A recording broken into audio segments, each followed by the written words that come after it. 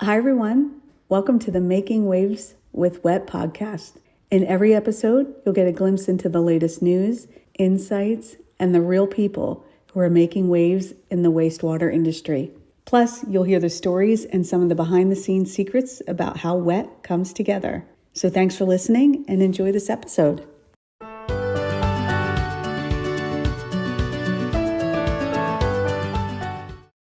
Hi, everyone. This is Liz Bothwell with Waste 360 and WWETT, and I'm with Troy Hale. He's a documentary director and professional, you like that, and professor at Michigan State University. Welcome, Troy, and thanks for being on the show. No problem. And I'm far from professional. So, Good, same. yeah. So, Troy, you've created quite the documentary, aptly called Poop Saves the World. Talk to me. Tell me more about it, and how did you come up with this idea and topic? Yeah. Well, so, I mean, the official title, and I'll spell it, SH*T saves the world, which is actually really important. I didn't realize this because that's exactly what you have to look up in order to find it on the video on demand platforms.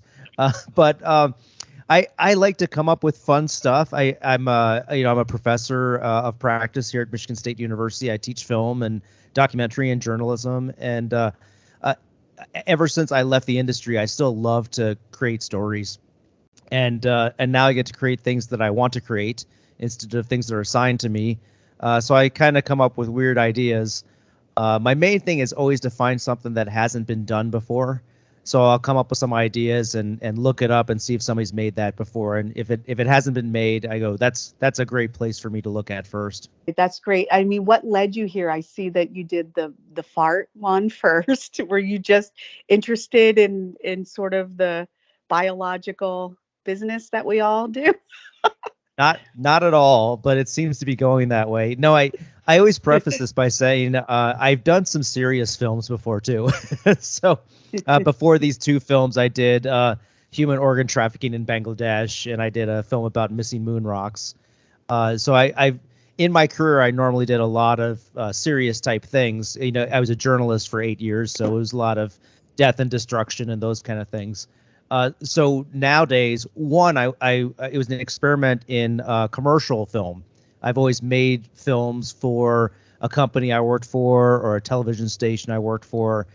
So now it was about how do I sell my ideas, and one, it's a little bit of clickbait. You know, the titles, get your attention if you're clicking through Netflix or something like that. So that was one part of it, and two, because I'd done so much serious stuff, I wanted to have a little bit of fun. And I wanted to be a little bit humorous with the films as well, and that's what led to the last two. Gotcha. Well, it is entertaining, but I also love the environmental piece of this and how you do touch upon the global sanitation crisis and all that we are dealing with globally. So we can talk about that a little bit later, but I would love to hear what you found are some of the sustainable uses for human waste as you did your research and filming. One of the things that there's so much information out there, like any topic you choose, you can go, way down into a rabbit hole. And that's kind of what happened here. And the fact that just humanity, population wise, we're growing and growing and growing. When I made the film, I have a statistic in the film that says, we have 7.7 billion people on the earth, and just recently it's now 7.8, and next year it'll be 7.9, and in 10 years it'll be over 10 billion, human beings on the planet. And this is something we all produce, and we're never going to run out of it. And realistically, it could be, the most renewable source of that we have. And if we just learn how to recycle it a little bit better, we could use it for a whole number of things. One of them is creating energy. And that's how I started the film. We have a biodigester here on campus, and they use animal waste for it, and trash and a bunch of other things, and it creates power. So that's just amazing. And I started with Dr. Dana Kirk here, did an interview with him, and he's a very serious PhD and does research on this and runs the biodigester, but he's also got a great sense of humor about it. So I realized that's how this film would work so well is all this amazing stuff people are doing, but also people that have a great sense of humor about how they're doing it. Well, I think you captured that very well, the science piece and then the humor piece, and it keeps people interested. So nice job. Thank you. And it's interesting you talked about the energy piece. My husband's uncle in Ireland has a farm and he completely automated it and updated it. And he does use the cow manure and feeds the grid to the county that they're in. So there are so many uses. And if you get clever and you can really not only fuel, like he's fueling the farm, he can actually profit from it. Right, right. It's just it's more about creativity, and that's the thing that I love about this film, and that's the film's getting a lot of positive response to it, which is great.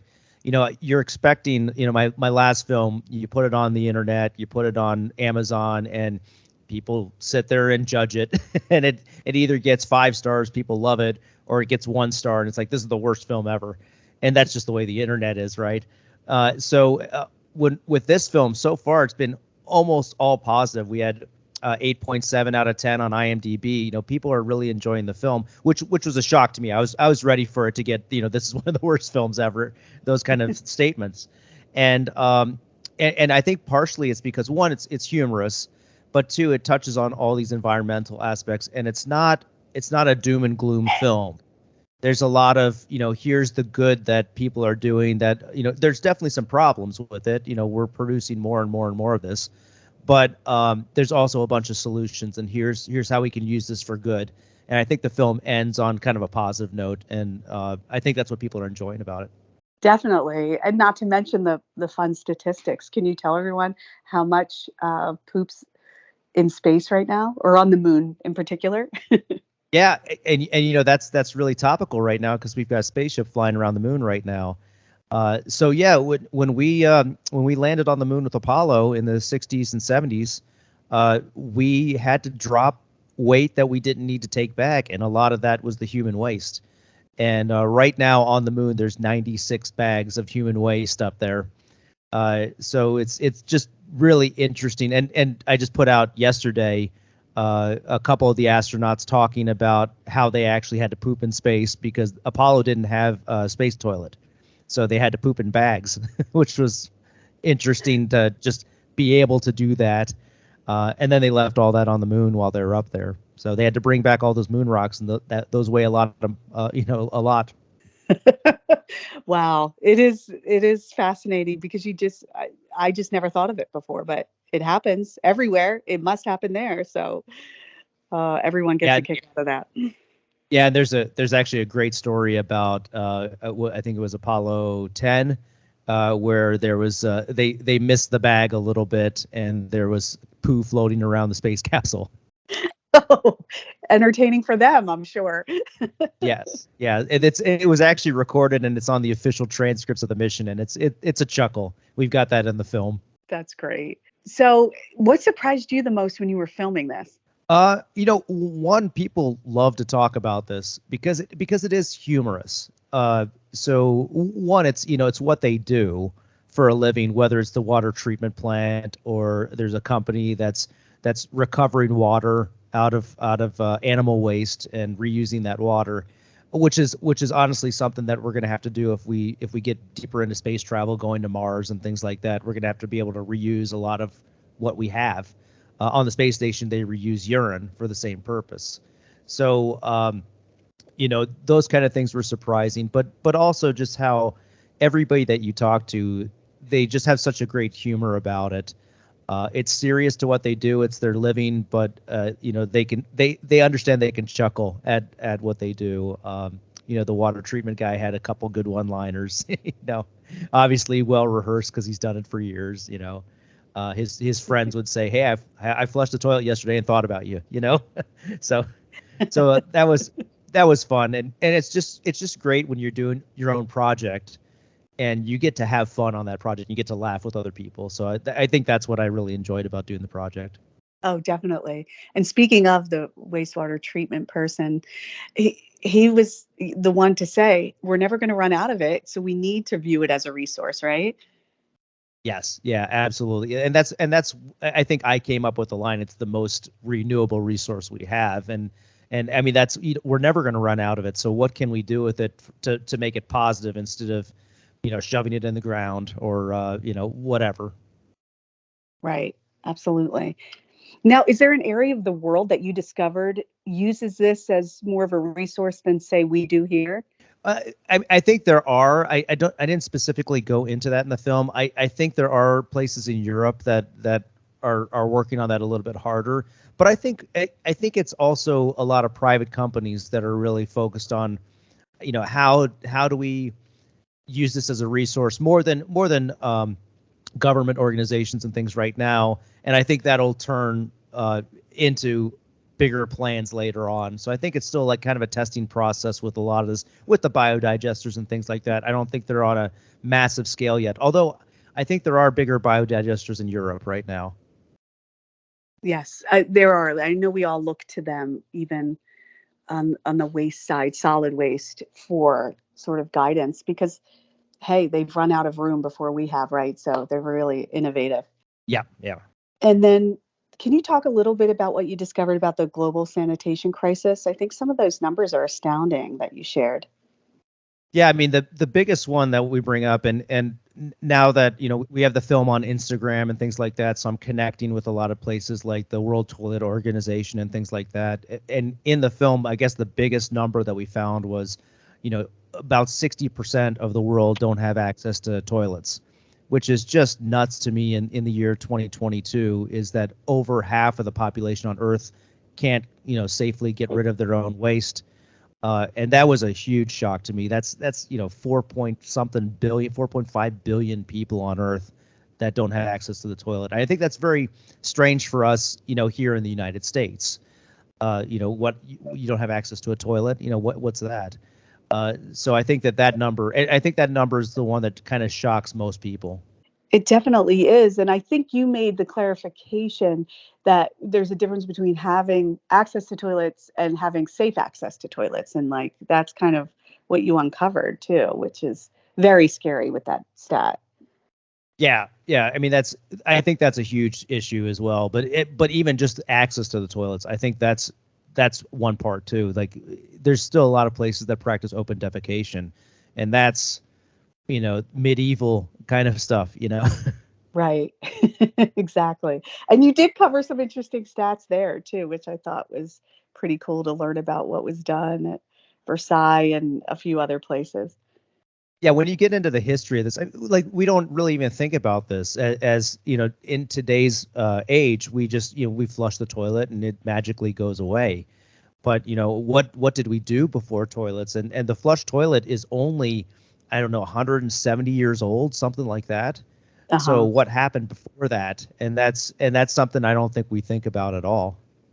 No, no, it's a luxury that we don't have to think about it, right?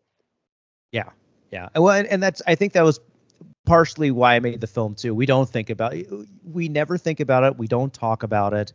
And it is one of these things, when you do start to talk about it, one, it's fun. But, people like to crack up. People like to talk about stuff they're not supposed to talk about. So I think that's one part of why the film is doing so well, because it's, hey, we're talking about something we don't get to talk about. We just had our Japanese premiere last month, and first of all, the Japanese poster is just hilarious. And for such a proper culture, I guess. I've been reading some of the reviews in Japan, and they're cracking up. They love it. We don't get to talk about this, and we get to talk about this now. It's so true. There is a hint of shenanigans with it that makes people talk about it, and it's good. Yeah. So what do your students think? Are you sharing this with your students? Yeah, actually, I went into an environmental class the other day and chatted about making films and using humor to get across scientific knowledge and those kind of things. And they have a lot of questions. They have a lot of questions. My specific students that I teach, of course, they just like any teacher, they don't want to listen to you sometimes. But they have a lot of questions, and they especially have a lot of questions. My specific students, they have a lot of questions about the film and selling films, and making what you want to make, and trying to do that. And that's honestly one of the reasons why I keep doing this, is because I gain knowledge of the industry and I can bring that back into the classroom. So, I've always made films for a company that's paid me to make films. So these are the first two films that I actually actively went out and had to pitch. I went out to the American film market, and my first film, I found a distribution company, figured out all the business side of film, which I hate. I don't like the business side of film. I like the artistic side of film. I don't like signing contracts and having to do all that kind of stuff. And most of it's paying out money. That's why I don't like it. And but understanding that process and being able to bring it back into the classroom. I've noticed that even with the environmental class that I went into, they had a lot of questions about, well, how did you make this film, and how did you fund this film, and how did you get it on Amazon, and how did you get it on Apple TV, and all those kind of questions. So for me, it's great to get the film out. We are amazed that it's won a bunch of awards. We're amazed that we sold it to Japan and Hong Kong and Taiwan and France and the UK. We're just over the moon about it. We signed with Gravitas Ventures, which is a really large distribution company in the United States. So we're wowed by that. We got a sales agent. It's a little bit crazy for a team that's basically one professor and a former student of mine who's my producer and an editor, and we kind of did the film on our own time. So it's really cool to be able to pass along that knowledge to students. Here's how you do it. You have to fund it yourself, and you have to not be paid for 4 or 5 years. So their eyes get real big when I say that. Oh, I bet. Well, I mean, you put a ton of research into this, right? I mean, how long did this actually take you to get off the ground? This film took a really long time, but I have a full-time job, so it's a little bit of a hobby. But we started the film in 2017, so it's taken quite a long time. And luckily for us, and this sounds terrible, the pandemic happened, so we were stuck at home anyway. And for us, we'd shot the film already, so we were able to just sit at home and edit. And do more research and produce stuff, because it's all digital, and I've got my studio right here in front of me, and my editor had her studio at her place, so we were able to digitally really work on the film really hard because we were stuck at home anyway. So that was helpful in a way to get the production finished. But this is definitely the most I've ever worked on a film before, and it shows with the final product, I think. Oh, it definitely shows. I mean, you had so much research in there. You had interviews. The whole thing was so well done. And you had Dusty the cat, by the way. Oh yeah, was the star of the show. Yes, Dusty the cat is locked up in my bedroom right now because when I do podcasts, he just meows in the background. So, and I will say he's gotten better. Dusty's gotten better. And mainly because during the pandemic, I did a road trip. I did the whole van life thing for a couple months, and he was on the road with me, and he got better. So that was nice. He doesn't. Oh, there you go. He doesn't crap on the floor too much anymore. Okay, that's good. Yeah. Did you do any stats about that? How much waste and domesticated animals produce, or no? I didn't see that, but. I don't have a number on it. I don't have a number. I joked about my cat because I had a stat that pound for pound elephants crap this much a year, and the annual crap from 1.5 elephants is the weight of the space shuttle. So that was a really interesting stat. And then right after that, the Dusty segment comes up, and I said, I bet pound for pound Dusty craps more than that, but it's just a joke. It's just a joke. Right. Hysterical. Now, what do you think? Do you think that as a result of films like yours and talking about this more openly, that will actually change our perception about human waste and using it as a resource? I would love to say that my film is going to make a huge difference. I don't. It's a funny film about poop. Yeah. That's really what it is. I was actually shocked after the film came out. where, and you said the stuff too. Oh, the stats in there and the research that went into that, and the, all this important environmental, topics. And when I saw all that feedback, I'm like, wait a second, I just made a really goofy film about poop. and then I had to rewatch the film because, of course, the film comes out a year after I finished the original cut. We do all the business stuff and all, signing all the deals. So I rewatched the film and I was like, oh, you know what? This is pretty good. I was actually shocked. I hadn't watched it in a little while. So I'd love to think that it's going to make a big difference. But, there's so many environmental films out there that are all important. The main thing is I want people to have a lot of fun watching the film. I want it to be entertaining, and I want them to come out maybe learning a couple of things for sure. Well, they certainly will. And then, and if you dive deeper into that, I do think that you've opened people's eyes to the fact that it can be a resource and that we need to be looking at it that way. So I think that definitely will come of it. Great. I'm glad you think so. And also, a lot of our listeners are in the industry, right? They're wastewater treatment people, they're plumbers, they're portable sanitation folks. So, I mean, this is their job every day. So we hand out at the WWETT Show in February, where you will be, we hand out poop emojis, and it's like the biggest hit on the planet. And we did poop pens. Like, this is their life. This is their livelihood. So it's so great that you brought it to the forefront more for the masses. Yeah, see, I think you guys have the best sense of humor in the world about this. That's just great. And it is, like I said before, most people just flush the toilet, they forget about it, and they forget about the amazing systems we have in place. I think I chatted with one person and they said, what is the greatest thing in mankind? And they said, wastewater treatment. We're able to build up these massive cities and be in these massive cities because we can get rid of all the waste of those millions and millions of people and get it out of the city. If it wasn't for that, we'd have crap everywhere. Exactly. And that's just, and it's just amazing. And I that's something that I learned, I went to Sydney, Australia, for a different purpose, but I shot some of the film there, and that huge city is there because we can get rid of our crap, Right. So that's just, and I never even thought about it that way. No, you don't. And it's it's great. It's an amazing industry, salt of the earth people, and you'll get to meet them at WWETT. So it'll be nice to see you and let people, more people see the film.